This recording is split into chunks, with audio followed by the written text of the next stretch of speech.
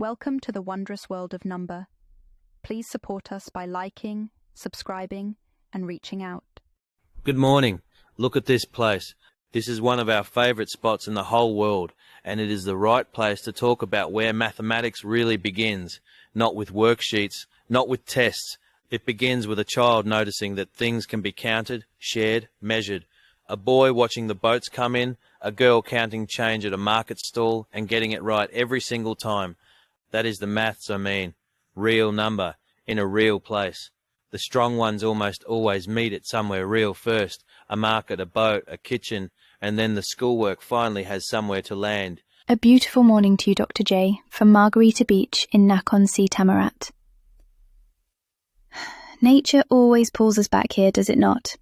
And I love that you begin with the market, because that was my whole childhood.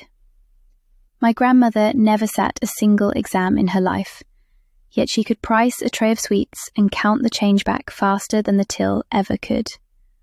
She would have laughed at the word mathematics.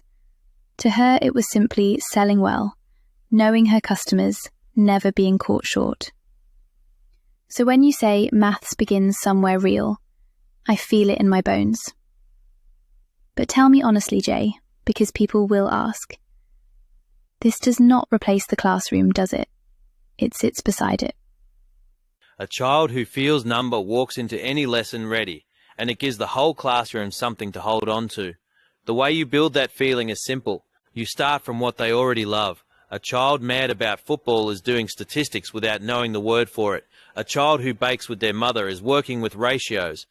A child who loves the sea does not need a textbook. They need a question. How deep can you dive? How long can you hold a breath? How far away is the horizon? Suddenly it is time, distance, a little trigonometry, and they are leaning in. A young one freezes the moment a number appears. You can watch the fear cross their face. So you slow right down. You show them just once, with something real they can hold. And everything softens. Their whole face changes. And then there are the ones who already believe they are clever, who simply need somewhere to point it. My grandmother used to say, a sharp mind keeps you safe. She meant the market, of course, but knowing her, I think she meant a great deal more than the market. So this can happen anywhere. At home, after school, on a boat. Because it belongs to them, and something lovely happens next. They notice they are getting better at something they care about, and that is the moment a child stops saying, I am no good at maths. When a child does struggle, it is rarely about being slow. Usually they will rush past something small, a gap in place value, a shaky moment with fractions. Everything after it felt uncertain. You find that gap, you fill it gently, and the child changes in front of you. That belief is the whole game. Done well, maths is not pressure. It is fitness for the brain. They grow stronger, and the wonderful thing is they can feel it. Even at a little table like this one, the two of us. So how could I possibly help my child? What do I say to them? Because if I understand you rightly, the beautiful part is that the parent ends up learning too. And honestly, how much should a family actually do each day? I have seen exactly what you mean. I watched a young woman in my kitchen go from afraid of even reading the order numbers. Long before the first school, people counted harvests, divided land, and read the stars to cross the open sea. Mathematics is ancient, and it belongs to every child, anywhere. What matters is that it is built around them, their pace, their needs, the things they care about. And to the parents listening, you do not need to be a mathematician for this. Be curious alongside your child. Let them explain it back to you, because a child who teaches you has learned it twice. Little and often is the secret. To counting the whole float at close of day, sure of herself. A little every single day, that was all it took. So when a family decides they want help to do this properly, who is it really for? The parent? The teacher?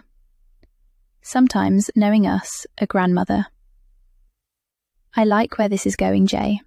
I like it very much. This is the first classroom, and we are so glad you are here. 15 honest minutes with no phone in sight will always beat 1 rushed hour a week. You did that yourself, you know. You did not teach her a trick.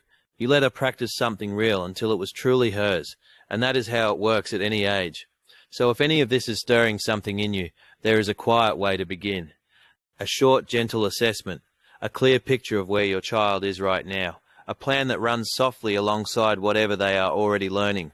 Sometimes the best teacher is a parent. Sometimes it is a grandmother at a kitchen table. I could talk to you about this all day, my love. This is the first classroom. Stay with us. Every child begins as a counter. Counting shells, counting steps, counting the days until something wonderful. Somewhere along the way, too many of them are told they are simply no good at maths. We do not believe that. Not for one child. What we offer through our bespoke, world-class Mathematics Unlocked is unique, individual, and targeted. We map the maths world already around your child and turn it into real enrichment, the kind they reach for themselves.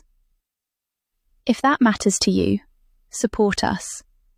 Like this, subscribe, and stay with us as we grow together. Everything is waiting in the bio below.